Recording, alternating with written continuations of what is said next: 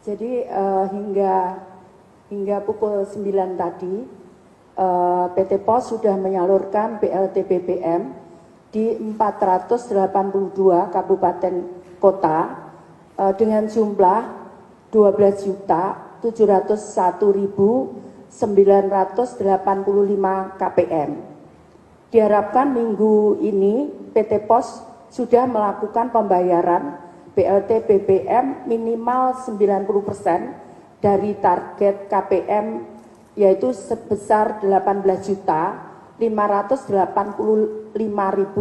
KPM. Nah, kita sudah menyerahkan semuanya, seluruh data ke PT POS 100%. Memang ada beberapa daerah yang misalkan seperti saya sebutkan sebelumnya, di pegunungan di daerah Papua Barat itu kami akan melakukan sekaligus, karena kemarin untuk supaya mereka tetap bisa menerima, kami tidak padankan dengan NIK, kami hanya nama saja, tapi kita akan bekerja sama dengan Dukcapil untuk penyaluran sekaligus perekaman di Papua dan Papua Barat, terutama di daerah yang pegunungan. Itu kita akan serahkan karena aksesnya itu sulit, jadi PT POS dengan kita akan menyiapkan pesawat khusus untuk kita ke sana dengan Dukcapil sekaligus perekaman. Itu yang kita lakukan. Harapan kita di bulan ini kita tuntas 100%. Kita sehari rata-rata bisa transaksi sekitar 2.900.000 sekian setiap hari transaksinya. Nah, kemudian yang ingin kami sampaikan, kami juga mendapatkan tambahan anggaran dari Kementerian Keuangan itu sebesar 400 miliar sekian. Nah, itu akan kami gunakan untuk di bulan Desember kami akan menyalurkan kurang lebih sekitar targetnya anak yatim piatu itu 946.863 anak, per anak 200.000 per bulan. Nah, kemudian ini yang baru yang kami usulkan adalah lansia tunggal di atas usia 80 tahun yang mereka tidak ada yang rawat sendiri. Jumlahnya ada 334.011 jiwa. Itu kita berikan makanan setiap hari, nanti makanannya, uangnya bisa dititipkan ke Pak RT, Pak RW, untuk mereka setiap hari memberikan makanan, terutama lansia yang mereka sudah tidak berdaya dan dia tidak ada keluarganya, jadi lansia tunggal. Totalnya tadi jumlahnya targetnya adalah 334.011 orang. Kemudian juga penyandang disabilitas, ini bulan Desember kita akan bagikan penyandang disabilitas itu 98.934 orang. Jadi nilainya perharinya 21.000 untuk sesuai dengan jumlah harinya. Jadi kalau yang lansia tunggal itu 31 hari kali 1 bulan, kemudian penyandang disabilitas 31 hari 1 bulan. Nah, kemudian kami ingin menyampaikan data. Jadi penerima bantuan sosial itu bukan hanya dari Kementerian Sosial. Ada penerima bantuan sosial, ada yang di Bupenaker, ada juga yang dia subsidi gas, ada juga subsidi listrik. Jadi penerima bantuan bukan hanya di kami. Kalau dia tidak terlalu miskin, dia misalkan di kelompok kami, dia ditawari gas nggak mau. Karena dia nggak punya kompor gas. Nah, maka kemudian itu untuk grade yang lebih atasnya, seperti itu. Jadi kalau ada tanya kenapa BPS angkanya sekian, mereka akan tidak terima bantuan, itu tidak betul. Karena ada subsidi listrik, ada subsidi gas, ada subsidi kesehatan, ada subsidi BPJS kesehatan, ada subsidi pendidikan.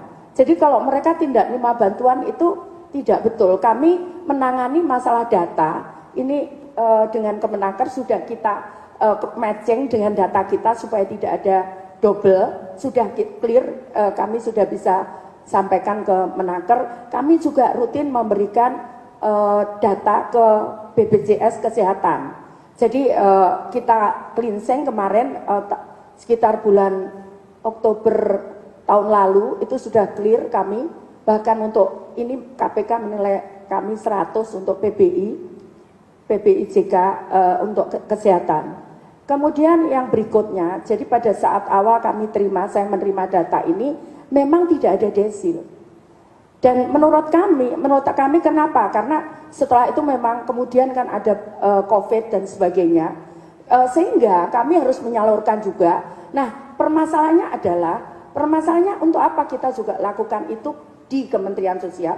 Karena bantuannya sama, kecuali saya bisa memberikan, oh ini yang parah kita bantu lebih gitu. Enggak, karena bantuannya sama berupa PKH dan BPNT. Jadi akhirnya sudah kita lari dengan jalan ini.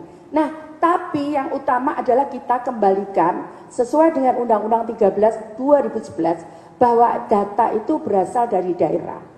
Jadi sejak bulan awal tahun 2021 itu data kita kembalikan ke daerah dan daerah koreksi. Bahkan sampaikan apa bisa. Di Papua itu ada 4 daerah, Supiori, Bintuni, saya lupa yang duanya.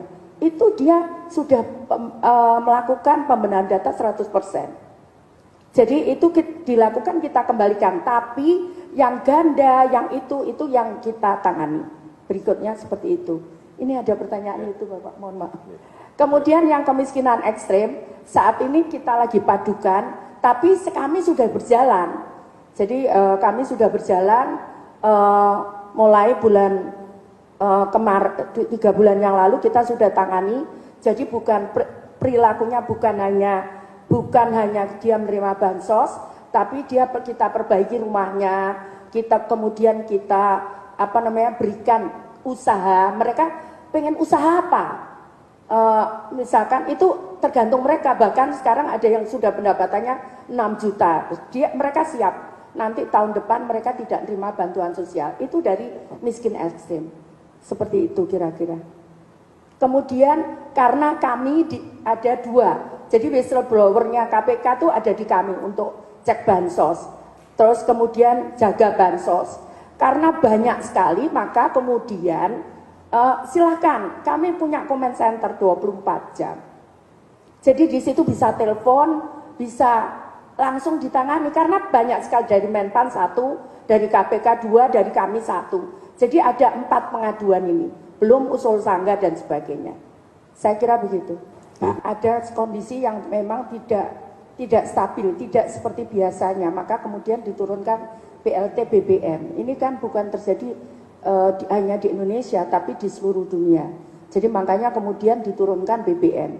Kemudian kemarin diturunkan saat terjadi COVID. Jadi seperti itu. Memang sebagaimana di Undang-Undang Dasar 45 pasal 34 bahwa fakir miskin dan anak-anak terlantar itu dipelihara oleh negara. Jadi itulah konsepnya. Nah, kemudian yang berikutnya adalah tadi saya sampaikan bahwa BLT itu bukan hanya di Kemensos, bantuan itu bukan hanya di Kemensos, ada di Bumenaker, itu yang grade-nya tinggi. Nah, tadi yang 10% itulah yang dijangkau. Jadi ada anak yang ada di rumah yatim, ada lansia yang ada di panti-panti, balai-balai. Nah, karena itu kemudian kita akan cover usulan kita untuk ini. Tapi sebetulnya yang utama adalah bagaimana kemudian kita mengangkat, contohnya misalkan saat ini mereka belum punya data kependudukan. Kita harus coba bagaimana percepatan, karena itulah kemudian kita buat kerjasama dengan Dukcapil untuk kita percepat itu.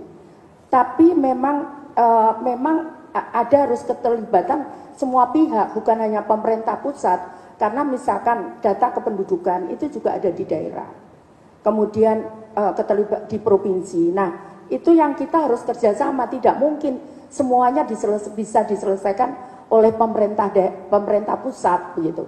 Jadi memang harus kita bekerja sama. Karena contohnya misalkan banyak yang kita temukan juga dia nggak punya KTP, sehingga kami harus kalau bantu harus daftarkan dulu kependudukan. Nah, ini kalau kita bisa sisir semua, seringkali kemudian contohnya misalkan kita nggak mau masuk di daerah penjara misalkan, dia juga banyak yang kita data di sana, seharusnya begitu. Nah, karena itu kemarin kita juga rapat dengan Dukcapil, bagaimana ini bisa semua bisa tercover dengan data kependudukan. Karena kalau enggak nanti keperiksa ada pemeriksaan kita juga nggak bisa, seolah-olah orang itu kosong itu kalau kemudian dipadankan dengan data kependudukan seperti itu.